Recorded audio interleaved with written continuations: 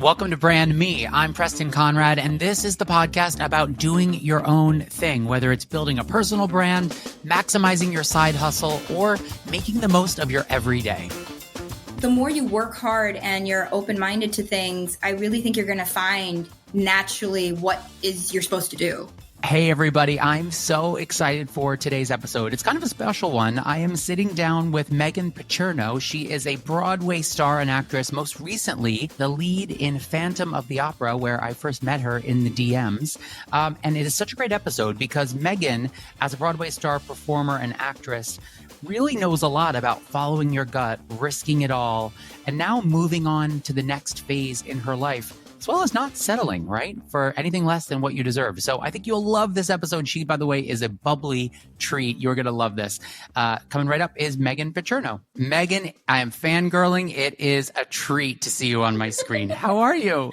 I'm great. How are you doing? I'm people good. Don't know, but like I said the same thing. It's a mutual fangirl moment right now. So it's so funny what the internet has done to normal people. I consider myself normal, but I just felt authorized to slide into your DMs after seeing you in Phantom of the Opera on your closing night. Like I knew you. I was just like, you know what? I'm going to just slide in and tell her how amazing of a job she did. And you responded, which is amazing. And then I came to find out that we have a mutual friend. So I really felt authorized to ask you to be on this podcast. Which I am so happy that you did, because I felt immediately the same way. So it's again, good. Completely mutual. It's funny. I ran into Robin Herder, and I say that like I know her, on 9th Avenue, again, unauthorized. And I was like, hey, she's like, hi. She was like walking to the theater. I'm like, I have to lay off these poor Broadway performers and stop assaulting them with my adoration. But we're going to get into this. And where I saw you and was so taken by you was, I think, on your last performance as Christine Daae in Phantom of the Opera, which is a whole nother thing I need to unpack in a minute. But for those of you that don't know you, how did you make it to Broadway? I mean, was it Bright Lights or Bust forever for you? Or were you like, I'm really going to be an accountant. I just happen to be able to sing well.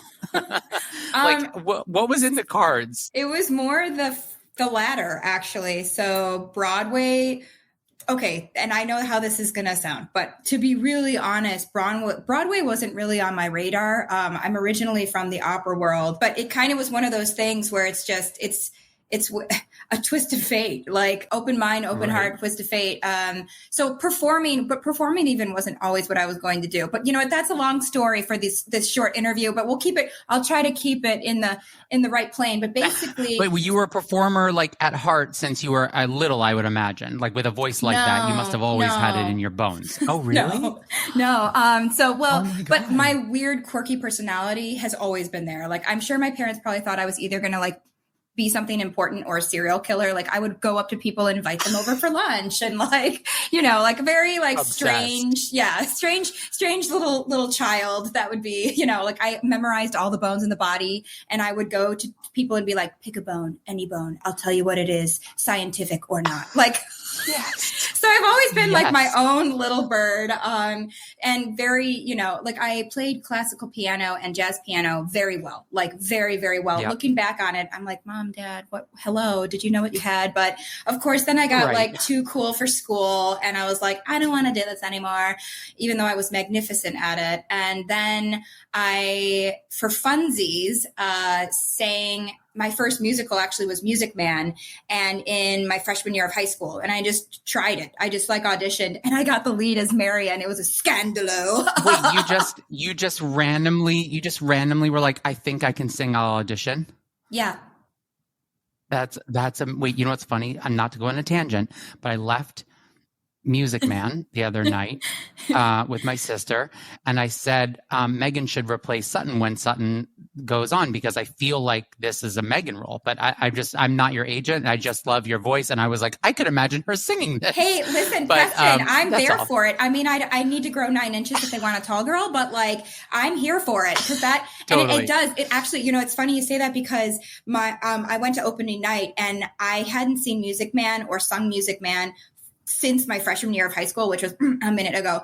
And I literally sat there and I was like, wow, I remember this whole show. This is wild. Like, because it was so significant in my life. Like I sang and like I went to church back in the day and like I sang and everything, but nothing. Yeah. So I tried out for the music band, not really thinking anything of it, got the lead. And I was like, oh, I like this. This is fun to like pretend to be someone else. But even then, like I was your like all around, like I'm going to be the perfect student in high school. So like I always we did like one musical a year and I was always the lead. And God, that sounds so awful, but it's the truth. And then no, but it also is leading up to what you were going to end up doing with your life. You know what I mean? It's like if you were the editor of the newspaper and you became the editor of Vogue, it would all track, you know? I mean, that's awesome. That's the thing. Like, I think it kind of was like probably always in the cards, whether or not I really knew it. I mean, my senior year, 2 things happened in high school.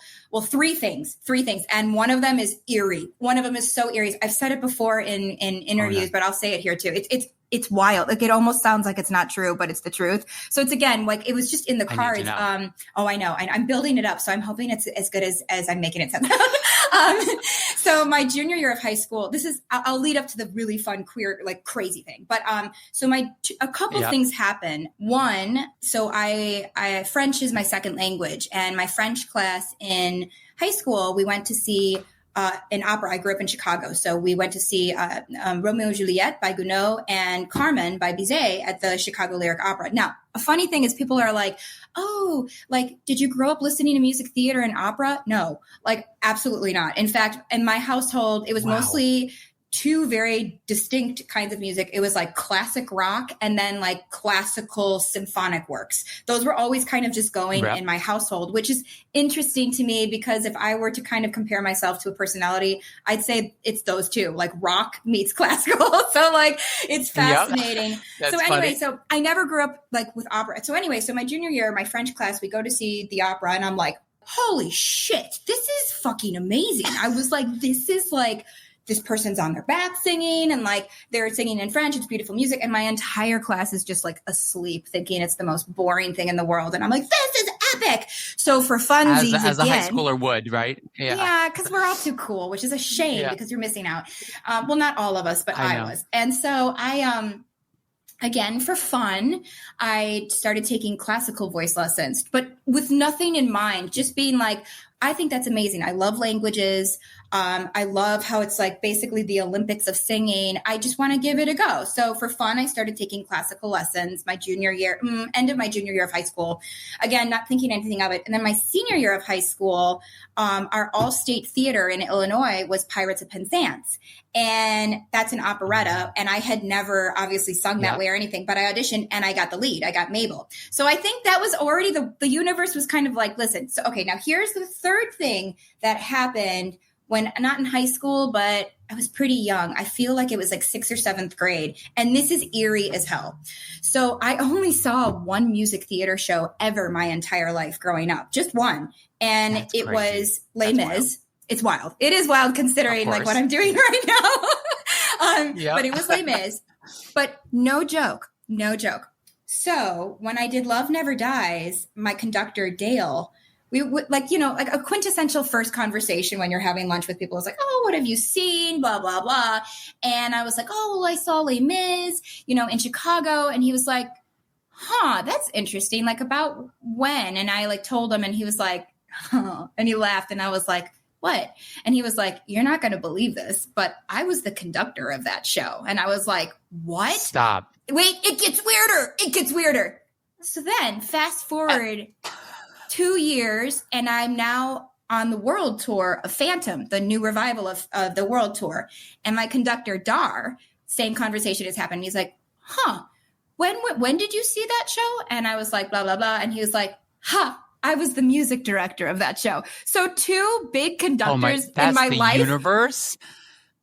I'm telling you. That's the universe right there. I saw my whole life growing up. had two people that I ended up working with. It's so wild because even for anyone listening who isn't into theater or isn't into performing, like that's what I love about my range of guests that are on here is that there's so much like what you just got into kind of by accident of like experimenting and following things that made you happy and that were ticking a box for you is really interesting to me. So I think it's really wild that, you kind of found who you were meant to be through exploring things and hobbies and things that made you happy, which I always say to people, just try it.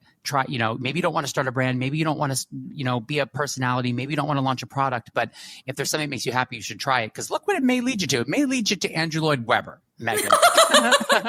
Well, I couldn't agree with you more. I mean, truly, I think be open-minded, soul, everything to things you naturally gravitate towards. And whether you say God or the universe, whatever, things that synchronicity of what's meant for you always comes your way, and what's not doesn't.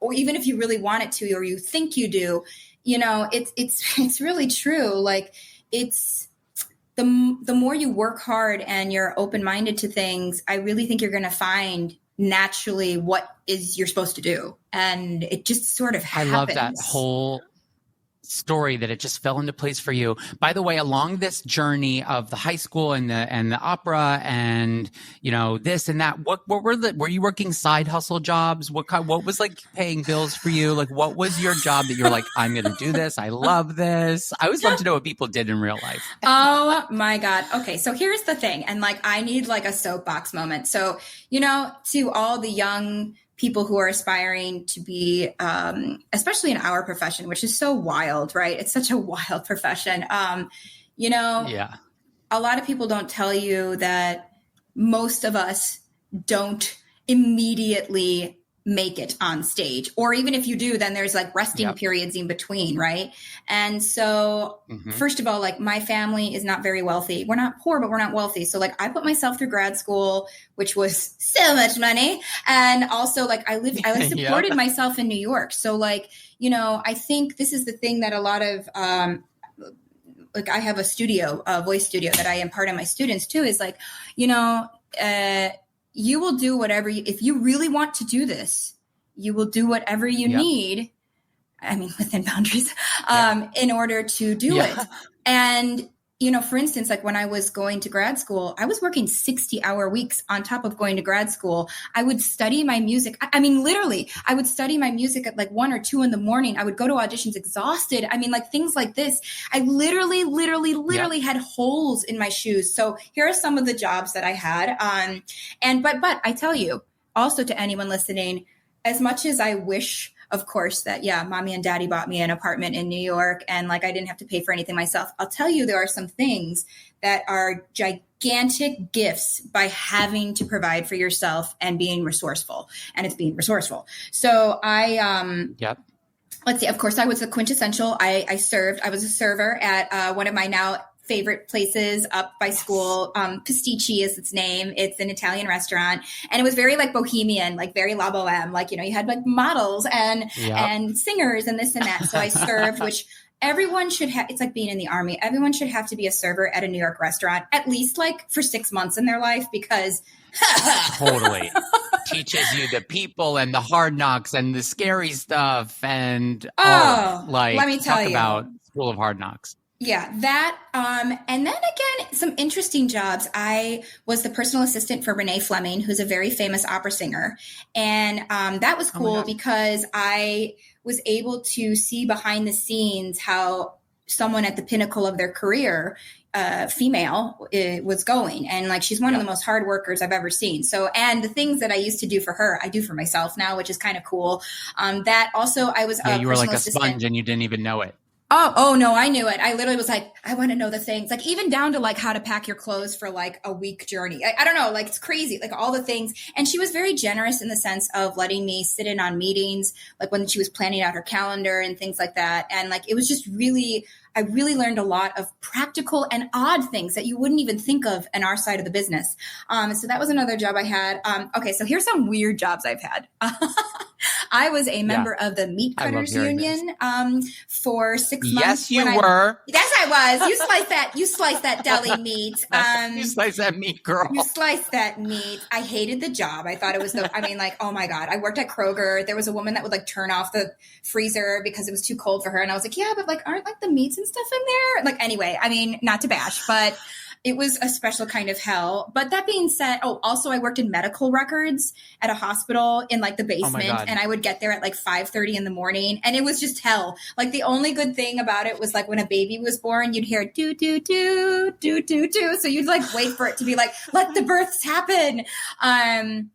Oh my God, you have a roster like I have. It's like fellow hustlers unite. I was a janitor. I weighed pumpkins. I worked, all the random all the random things. But it's just like, I feel like people like us that do your own thing all gravitate. It's kind of that what you said earlier of like, come hell or high water, you're going to figure. When I quit my corporate job in 2015 to start my own company and to start my own brand and like make a life on social media, I remember going to the Starbucks on 43rd and 9th just to make sure I could get a job there even though I was an executive at a company leaving. I was like, just in case, can I work here? And they were like, yeah, we're hiring. I mean, here's an application. Like, I was prepared at that moment to get back in to do whatever I needed. And it sounds like you share that mentality, which is like so innate to someone that is just building and doing and growing themselves. So I love that about you. I love that about you. I'm like, pumpkins, what? But also too, to have the courage to leave a cushy, comfortable, in quotes, job to actually go for your passions is a really ballsy, it's a scary thing to do, because I don't know if you feel this way, but scary. Especially in the Western culture and society, I don't think that we're really taught that is something that we should do or can do, that it's seen as too risky. Like, you should do the right thing, get the 9 to 5. Now, and for certain personalities, I think that is a wonderful option. But I think for many of us to risk it all, it's too scary. And part of that is just how we're raised. Like, it's irresponsible. When actually, if you really look at people who are true entrepreneurs, yes, they risk it all, but generally they find success because it is that I will do this mentality. And it's not until you live in like the trenches of like, this sucks, to know if you really want to do it. Like, something also that I say to my teaching is another thing I did on the side. And something I say a lot to my young students, like, I saw this interview, and I'm not going to say who, but like a girl was like, oh, well, I almost gave it up before I made it. And I was like, girl, you just graduated. What do you mean you were going to give it up? Like, I mean, then how much did you really want it? Like, you want it, you want it when you're literally like, okay, so all of my money has gone towards this voice lesson this month. I don't know how I'm literally going to eat. Okay, then you want to do it. Like, it's not the easy road. I remember doing that. I shared a 1-bedroom apartment on 37th and 10th with my roommate in the early 2000s before all those high rises were built. The only common space we had was the bathroom, because she lived in the living room, I lived in the bedroom. And after work, we would come and sit in the bathtub together, and like, as it was our couch, and we would like catch up and look for pennies to go buy beer. And it was like, we really want this shit. You know what I mean? It's like, you got to go through those moments. So fast forward, you went through all these moments. You've been known for the past couple years as being Christine Daae in Phantom of the Opera. I witnessed it firsthand. I've seen the show like any proper gay. I've seen it 10,488 times.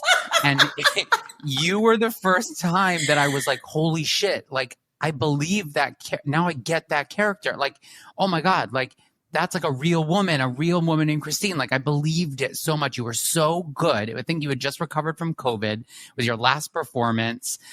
How has it been being known for, you're a personal brand in your own right, but how has it been being known for another role? And what does that look like for your like next step, right? I don't know what that's like as an actress. Like, how is it? Oh my gosh, it's really complicated actually. And also thank you. That actually, you saying that comment, that more than anything else, that means that I succeeded, because to show that she's real and not just like some delicate little flower that's like, oh no, but actually is like a real person that has things. It was like I went down like I think a TikTok rabbit hole after that night looking at like people writing about you, and it was like all true. I was like, holy shit, like it felt like edgy and a little scary, and there was a real love affair there, and there was real. I was like, wow, like I actually believed this for the first time in my whole 40 years of gay life. That's the Christine that got me. Oh, thank you. So no, I really mean it. But coming out of like, what's it like being known for a role, and what does that do for someone's career? Well, it's a combo effect, honestly. So, because before young Christine, I was more mature Christine. So I Benjamin Buttoned. And so for 5 years, I was Christine Gaillet, which is wild. Wow. And, it's on the one hand, it's really beautiful and it's amazing because when you play a role, and I know that for some women, they've played it far longer, but I'm one of those personalities, maybe it's the Scorpio in me, I don't know, but I really like fully will avatar and mix into whatever I'm doing, which can be a little scary sometimes because it means I really feel all of the pathos and the joy, but I really feel the darkness and I feel all of it, and something that I really love about Andrew Lloyd Webber is, I remember him telling us, like with Phantom, this is a rock show first and foremost that just happens to have classical elements. And I was like, I couldn't agree with that more. Who am I to say? But like, I couldn't agree with it more because I was like, there's so much humanity. And yes, it is grand, but it's so dark and so sexual and so I just loved it. But there's a couple things like when you play a character for so long, especially I played the older version and then I went back to play the younger version. I literally am like, oh my gosh, I really know this character now. And then of course you had the pandemic thrown in there, which actually, as awful as it's been, it added another layer of understanding for me to what her life is. Cause she also is very isolated and misunderstood or like not, you know what I mean? Like very just like needing affection and all, like, I feel like those are things that I feel because of the pandemic more than ever. And so, and that need to connect, that need to feel seen and heard. Like I really felt that. And in fact, when Broadway shut down, I had a huge identity crisis because I'm someone that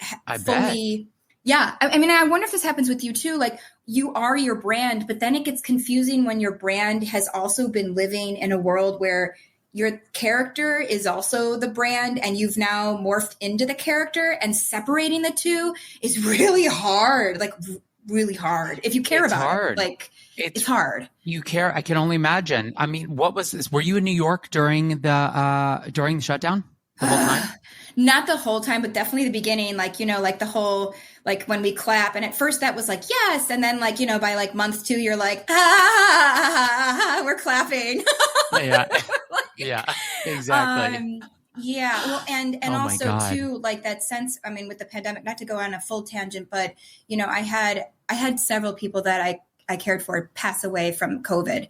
And then also my father, unrelated, almost died from something else. So that sense of loss, I think with Christine here's the biggest thing about Christine too. And I'm happy that you had that response to my portrayal of her, because I think a lot of people think of her as a 17, 18-year-old girl in terms of today, but I couldn't disagree with that more. It's a 18-year-old girl from Paris at turn of the century, which already that's like a 30-year-old in our times. And then on top of it, you have someone 100%. that's been, you have someone that's been orphaned basically, and like thrown in a situation that they don't want to be in. Like she doesn't have a parent. She doesn't have anyone to lean on. And I was like, this is a girl that's not really a girl. I mean, she's very naive and she is a girl, but she's so much more mature and beyond her time because of all these awful things that have happened to her. So personally, I don't think a young person really understands. In fact, one of my friends, Julia, who was one of my understudies this last time,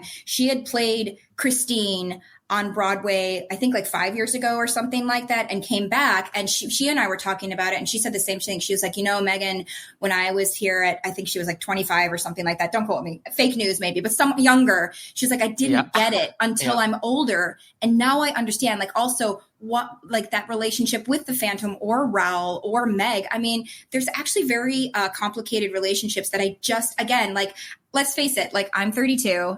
But like our 32-year-old is like someone that's like I don't know, 20. I don't know, like comparatively. Like they're not like you're gaining life experience, but like a 20-year-old, unless you've had awful stuff happen to you, I just don't know if you really grasp the complexities of her, which I think is why a lot of times the beautiful character and the beautiful part of it comes out, but there's meaty stuff in there that doesn't necessarily like danger and like ugly stuff in there. It felt dangerous. You did it. You gave it. I also think you were like chomping at the bit to come back from when you were sick.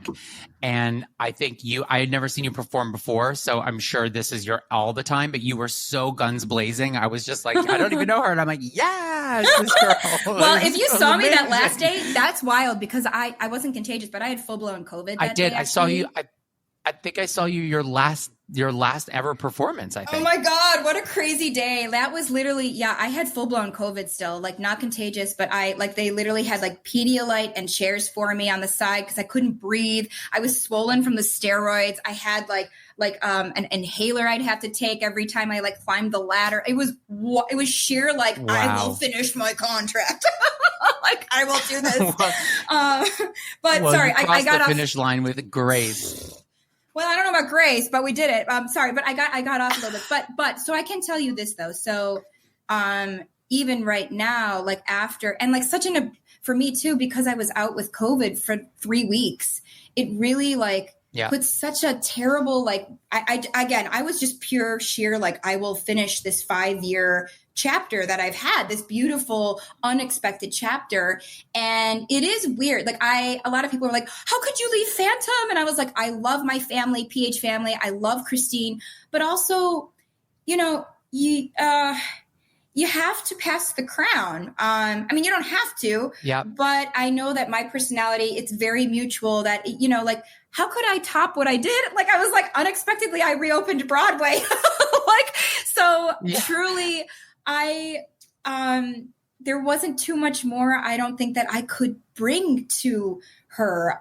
You know, it was, and like I love and miss everyone so dearly at Phantom, especially the bond that we had with the pandemic. I mean, I think that's a bond we'll have the rest of our lives. And what we did so historically coming back and representing something so much bigger than Phantom coming back, but Broadway coming back, the world coming back. It was that epic. And so very long-windedly short, it's a hard transition after I can only imagine like if you're on Friends for like 20 years and you're Rachel and then all of a sudden you're not right. So it's kind of like a crazy. Well, that's how I compare it. Or like, you know, Sarah Jessica and Carrie. It's like she does a million other things, but you always think of her as that role.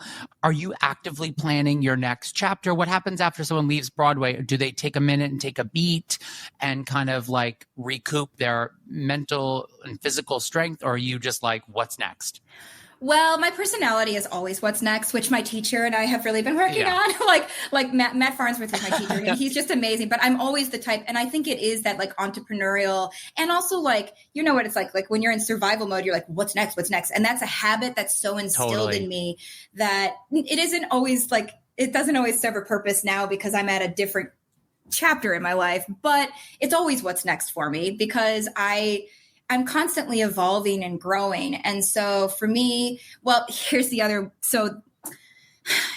weird thing about this is COVID thrown into the mix. Like I was always going to be leaving Phantom. In fact, I had planned to leave Phantom before, well, it would have been during the pandemic, but then the pandemic hit and I had something rather large lined up as well for 2021, but that dissolved because of the pandemic. And then I came back to complete my contract at Phantom.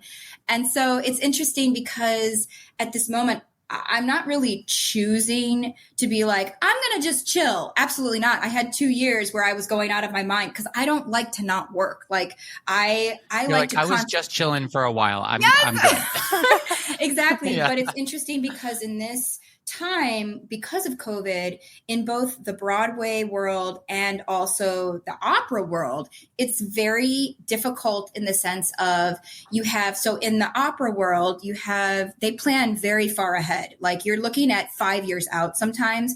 But the problem with COVID is you just had a bunch of seasons canceled that like now some of them are trying to come back from 3 years ago. And like, it's just like, So and then of course you have Broadway shows that have been cast already. It's just like things like that. So, or things that I can't talk about yet that I've booked because they might not, I mean, it's like totally living the law of detachment right now. It's so up in the air. It must be crazy because you don't really know. It's like the one uncertain, remember during Christmas time, it was like, don't buy tickets to a show because it'll probably get canceled because of this. And because of, it was so all up in the air. I mean, if I know anything, having just met you and feeling your personality, that like what you do next is going to be iconic. I can't wait. Well, I mean, to be honest, that's the thing too. It's funny. I don't know how this is going to come across, but I'll say it. But sometimes I wish that I could settle for average or settle for like middle ground, but nothing about that is my personality. And I will not be like, for instance, like Phantom was such an incredible journey into me crossing over because like, of course, do I cross over in a small way? No, I will be the leading lady of Phantom. It's wild. Like, exactly. But again, it just like happened. Like, Hal Prince, Andrew Lloyd Webber. I mean, like it was just so meant to be. So the next big thing is another so meant to be. But in the meantime, I mean, I have done things and I am doing things. And like I said, there's things I can't talk about, but who knows if they're actually going to happen. It's that impatience of like, I need it right now. Because also when you are a part of such an iconic cornerstone of theater, you draw some of your self-worth from being that. And I think trying to separate yourself and still being like, wait, Meghan is also important, not just Meghan Christine. And that's a difficult psychological transition. I mean, I remember my agents, because also let's face it, like the last 6 years of my life, I lived some crazy, weird rocket ship of a fantasy that doesn't really happen a lot for people where I went from show to show to show to show. I never stopped.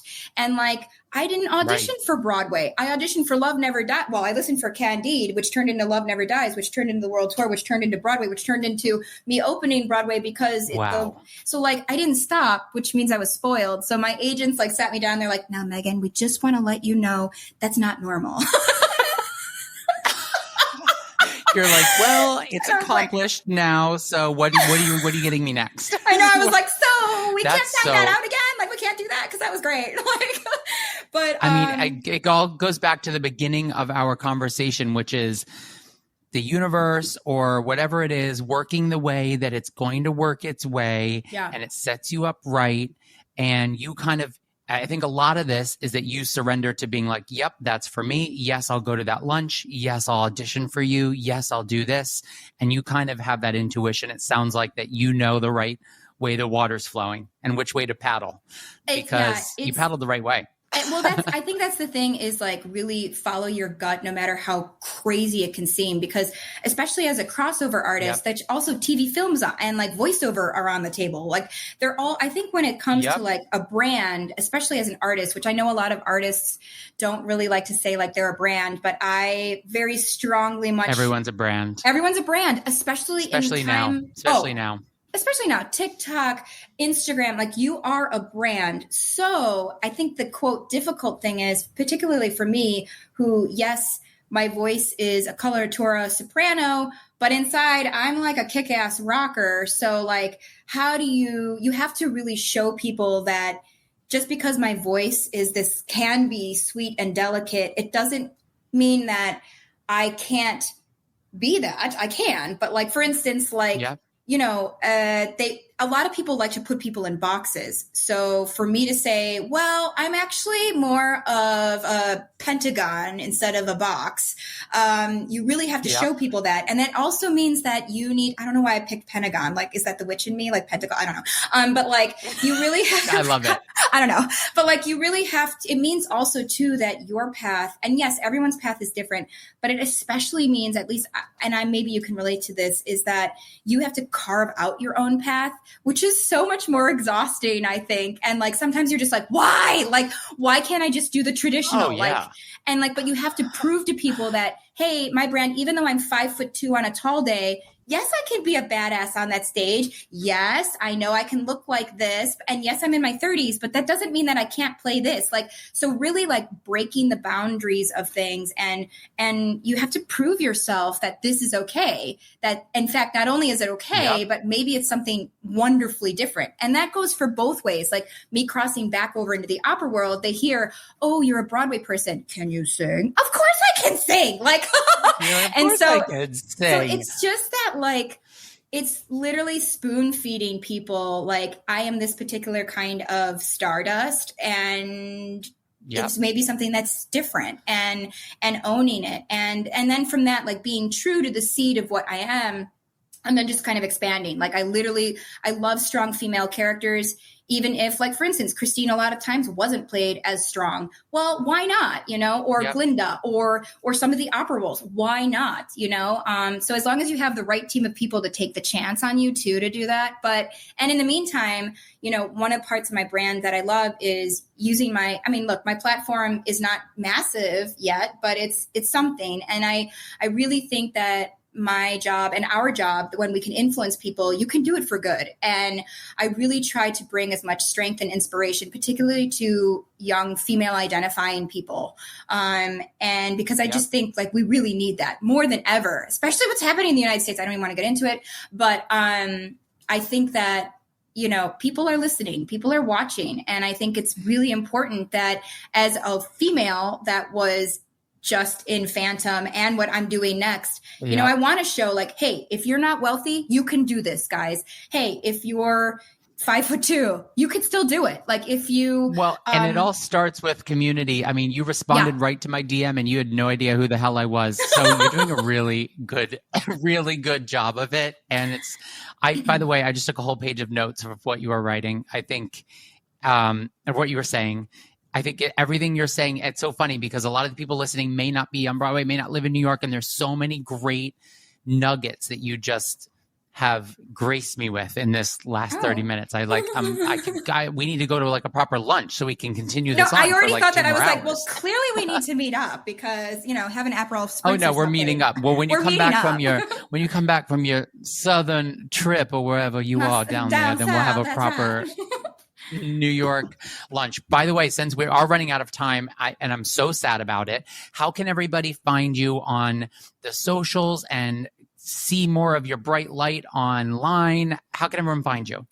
So it's really easy. It's just my name, at Meghan Picerno, and it's Instagram. I haven't delved into the world of TikTok. You'll have to hold my hand. I'm on it. At our lunch, I haven't done anything yet. At our lunch, we're going to hammer out a TikTok strategy for you because with your personality and your voice, I mean, you would be like a no-brainer. Hello. I know, I'm scared, but like it'll happen. But yeah, Instagram is the best way to I've been dabbling in it. I mean, you're great at it though. And then hopefully, oh, thanks. But hopefully we can see you on a stage soon too. So Instagram for now, everybody. And then we're going to plot and watch all of Meghan's next steps and see where she shows up. In the meantime, I'll get to see her. There's a bunch in the future. You'll see it. So amazing. Meghan, thank you so much for doing this. It means the world, and I'm still fangirling. Oh, same. Thanks, Preston. Thank you. For more on the show, you can find us on Instagram at BrandMePodcast or at Preston Conrad. Be sure, of course, to rate, review, and subscribe and share on social. Thanks again for tuning in, and we'll catch you next week.